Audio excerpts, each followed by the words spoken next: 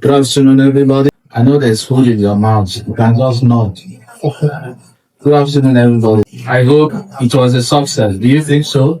Do you think it was a success? I will personally, like I said at the beginning of this convening, I want to thank God for making this possible. I believe as a person, relationships to me are very critical for the success of any project. And so for us at Green Rest, this convening is not just the beginning of a beautiful relationship with everyone here in this hall, but also a continuation of a conversation that will be solidified much later. I will spend some time to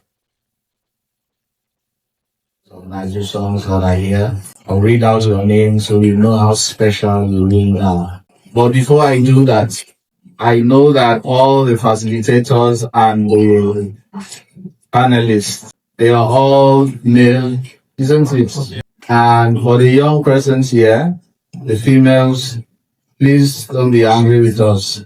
Don't feel left out. I would love that you consider this an opportunity for you to participate more in these kind of conversations. And wherever we would love to relate with you, we would love to see more active participation from everyone, male and female alike. From presentations to breakout sessions, we've carried out robust activities to panel discussions with really intelligent and expert and industry leaders. We have discovered the opportunities that a clean and inclusive energy transition can unlock for households, for small businesses, large-scale corporations, and of course, even the states, Anambra State. I will not forget to mention 7-1. But one thing about conversations is that they do not end. Even in death, every single one of us is still going to have a conversation with the earth. True of us. Your dead body, sorry, if somebody just died around this. But our bodies will have a conversation with either the coffin, the soil, your bones will begin to have that joining. It's still the conversation. And so for us, this convening was really a conversation meant for specific industry leaders. And that's why we didn't just come to Anambra State by chance. By the grace of God, we had the opportunity to have. So I'm wishing all of us a continuous conversation on this. Let's remember, energy transition is not just about technology. It's not just about policy. It's about people. That farmer that needs power to process her crops or his crops needs this conversation.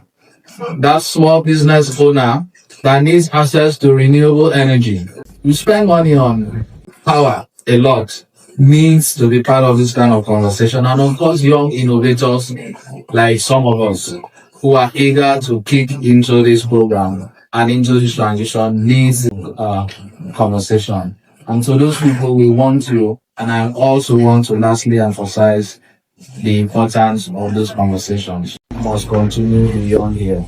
To the organization, Vassel Solar Limited, thank you for coming. Please a round of applause for that. Department of Works, we want to thank you for coming. Electronics Development Institute, thank you for coming. Fragro Lagos, thank you for coming. The Ministry of Petroleum, thank you for coming. Ministry of Power and Water Resources, thank you for coming. Tony Silver Industry, thank you for coming. OGM Solar, thank you for coming. We have World Trade Center Abuja, thank you for coming. Uli Anam, thank you for coming. ISEC Enugu, thank you for coming. Tech Hub Limited, thank you for coming. Sea Roof Alum Nigeria, thank you for coming. 3MTT State Coordinator, thank you for coming. AF, thank you for coming. Have 51 Africa, thank you for coming. Ministry of Environment, thank you very much for coming. Anambra Youth Assembly, thank you so much for coming. We want to appreciate the Chambers of Commerce and Industry. Thank you very much for coming. Quick Events and Sounds, thank you for coming. Echo Now, thank you for coming. Anchor Publishers, Thank you very much for coming. And finally, we have Nnamdi Azikiwe University. Before I leave, I would love that Mr. Nwike will join me because I believe he needs to personally appreciate certain key individuals here. But I would love to leave with a joining. For those of you that have smartphones, I believe everybody do. As I say, this is a conversation. And because we want to continue that conversation with you, please quickly just write it down somewhere or type on your phone at Green Echo RETT. Follow us on Facebook, on LinkedIn, or you can just visit greenecho.org. Please don't be in a hurry to leave. Take pictures, enough of them, take videos. You can even, and please, I know that I have personally sent emails to a bunch of people. We have a WhatsApp group, we have people we respect enough to call and all that. But we want that you also get in contact with us. We want to acknowledge, really importantly, the place of our international partners, IREX and Surge. As you could see right there, we want to thank them for making sure that these programs is a success. We have these not just in Anambra State, but hopefully by the grace of God, in other states in the country as well. So I'm wishing all of us a continuous conversation on this. Let's remember, we hope that the conversation will continue after this convening. And the conversations will be that the hope of drafting an implementation plan, a scorecard for Anambra's energy transition plan, of course, will be very much active even after this convening. I would love to acknowledge particularly the following organizations. But before I do that, let me bring us back as we enjoy our last meal or our lunch. Let me bring us back to just a summary of what our distinguished facilitators presented to us. Hopefully this will help those who came much later on. Green Echo RETT is in a mission to help domesticate Nigeria's energy transition plan. Again, most times what we do in this country is we make beautiful laws and just let it be. But we need more organizations who are actually in touch with local communities, state actors, local government agencies. So that is where we come in.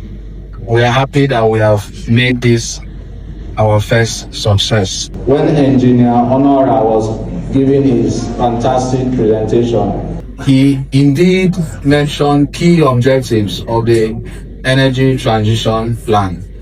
And I would love that for those who kept notes, you reflect on those objectives. Do you think they were worth it? Do you think that those conversations were worth your time? And if you belong in different communities, do you think those conversations are worth you discussing with your colleagues after this convening? Because that is what we believe, that yes, it was worth it, and yes, it's a conversation that should continue. He also mentioned the target sector for emission reduction and decarbonization. Every single one of us in this hall, your sector is one way or the other a part of those he listed out. I remember during my second degree in humanities, I was fascinated by one philosopher called Ludwig Wittgenstein. Wike, you are familiar with logical, philosophical, all those kind of things. He was always fascinated by language, how you communicate what matters to you. And even one of my favorite professors would always tell me, David, you may think you know so much until you are asked to explain it to a child. True or false? If you can't explain that thing you think you know so much to even your own child, you don't have that one chance. And if your child is a very, very curious and inquisitive child, you'll be like, Dad or Mom, I don't understand. Or Mom, I don't understand. You have to break it down. Until you break down every single complex action you've taken in your life to someone else, and the person can pass that knowledge, then you haven't really communicated. And so for me, I think, like I listened to him, Engineer Honora, in fact, emphasized that language indeed matters. How we communicate this. And it's different when, you see, when Engineer Ike was They're saying the subsidy did not go that day. It was actually a conversation that happened before that day. But the fact that it was announced, subsidy is gone, that language was a very powerful one. And for state actors, for Engineer Onora and for us, it in fact matters. And I think he ended up by saying, instead of having a debate, let's have a dialogue. And I encourage us to take that home from that very important facilitator. I would love to bring in Dr. Nchedu's presentation. When he mentioned NACA, my heart skipped for joy, because that's the village of my very special best friend in the university. We did not call him Kingsley, we were calling him Nanka.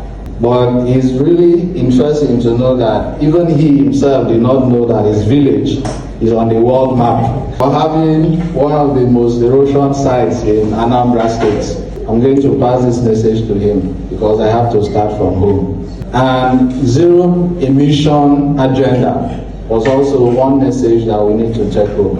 If you have a lot of money or building houses, please consider also planting a tree or getting something that will contribute to the conversation. And I'm a member of the Nigerian Environmental Society, and sometimes when we have meetings with other stakeholders, they always recall and tell us, you know what, you can't be promoting something when in your own house, the way you discard waste bin, that way you discard waste bin is in fact a trash. So you need to be able to respect trash.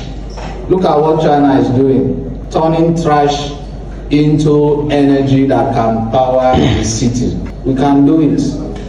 As Africans, we can have those kind of conversations.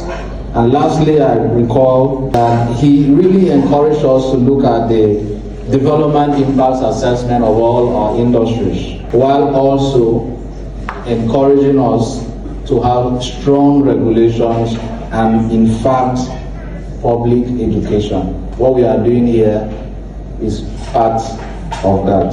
Thank you very much, the two facilitators, for blessing us with these conversations.